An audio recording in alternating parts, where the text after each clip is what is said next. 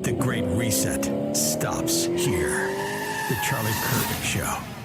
All right, everybody, welcome back to Charlie Kirk Show. So this is an interesting question. This is for you, Alex, I think. So we're getting a lot of emails at freedom@charliekirk.com. I want to read some of this. So Kathy says, how does Newsom fit in? Wondering how Newsom will fit in with this new Marxist movement led by AOC and Mamdani. Yeah, he's a political lizard. He just does whatever he thinks will get him the most attention. Just track the podcast, okay? So he starts the podcast, and he has Charlie on. It's a sensation. It was fantastic conversation, viral, clips are going everywhere, blows up his brand. And he sounds reasonable 75% of the conversation. And his stock is hot, but it's not. Because if he's trying to win a Democrat primary, he's going in the wrong direction. He picked the wrong direction. He picked the wrong direction. So he does Michael Savage. He does Bannon. These are interesting conversations with conservatives. And his polls are going down in a Democrat primary. People like me are going, oh, he's so much more interesting now. Like now I actually can find him actually listenable. No. That's not what he needs to do. In order to win a Democrat primary, he needs to adopt fake accents. He needs to act like he was a poor guy, even though his dad was the general counsel for Getty Oil. Yeah, do it. We should show that. Cut 57. Macaroni and cheese. Yeah, bro. Are you talking about me? Yo, YG. YG, man. Every day in the backyard, just bouncing the basketball, throwing the ball against the wall until the ball is just like fraying, man. And it just saved me, and it got me into college. So she's hustling. Well, it turns out if you throw up this image, there's an image of him and his buddies. Looks like it's probably from the 80s. And it says Gavin Newsom with Paul Mohan, Andrew Getty, and Bill Getty posing for a Children of the Rich feature that ran in the San Francisco Chronicle. Oh, because it's December 12th, 1991. So Children of the Rich, and he's just here.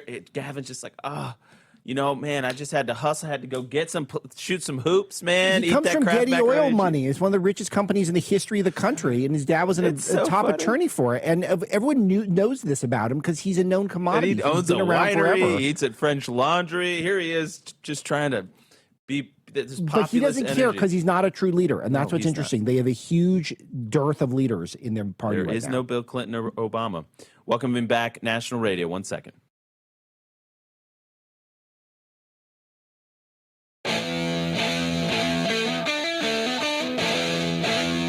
All right, Blake, while you were gone, Trump destroyed a historical monument at the White House.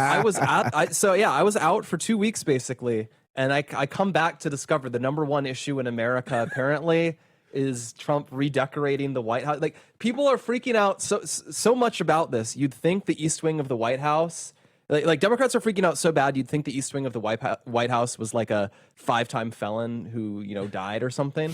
Because it's just apocalyptic. I've been seeing people are tweeting. They clearly think that he destroyed half of the actual White House. There was a tweet where someone was just in one of the rooms of the normal White House. They're like, my wife and I in the East Wing can't believe it's gone. And then there was some article that was like, they were saying the East Wing has been called the heart of America. I have lived in America for 35 years, and I have never once in my life heard the East Wing called anything at all, other than the less famous wing of the White House. No, it literally was built after World War II, which, by the way, it was to cover up a World War II bunker that had been built there for safety during the war.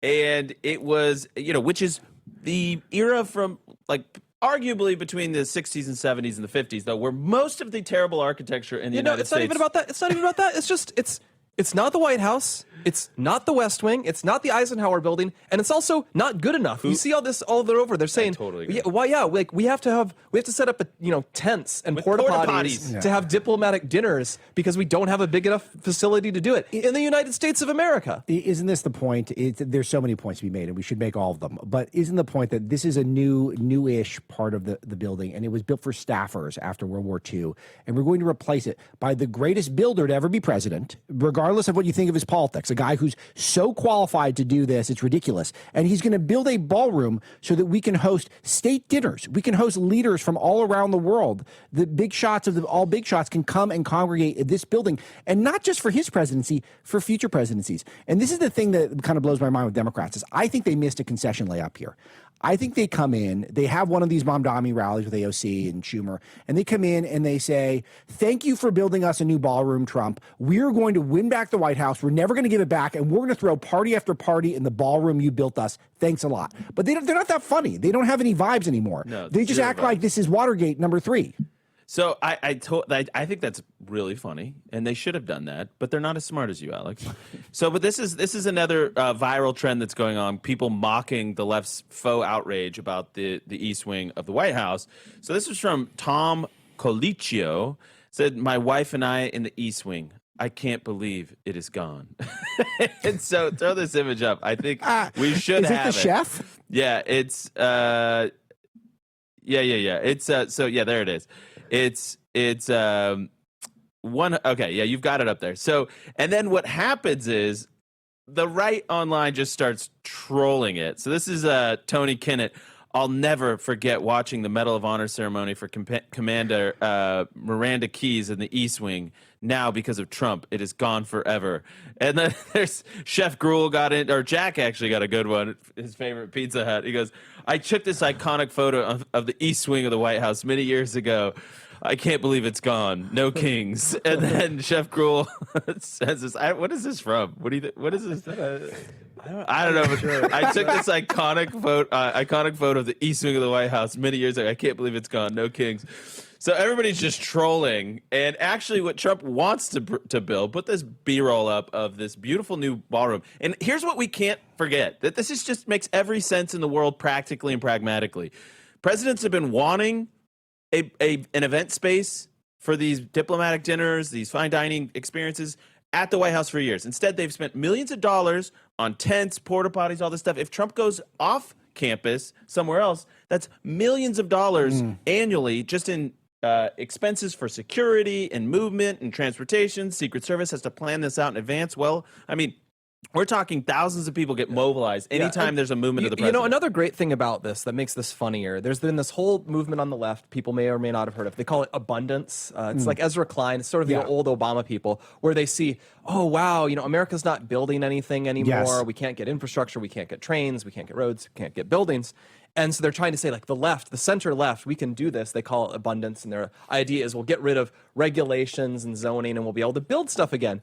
And so Trump is basically doing the most abundance coded thing possible. He says, we need this thing. We're going to build it and we're going to do it fast. We're just going to, bam, building's gone. We're going to get this new building up within a year or two, you know, unfathomably quickly for America, where it takes 18 years to do anything.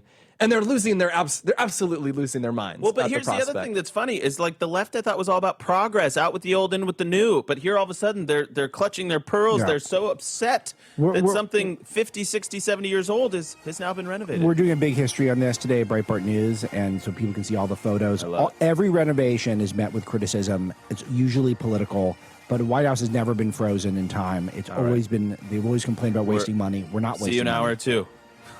We'll be right back.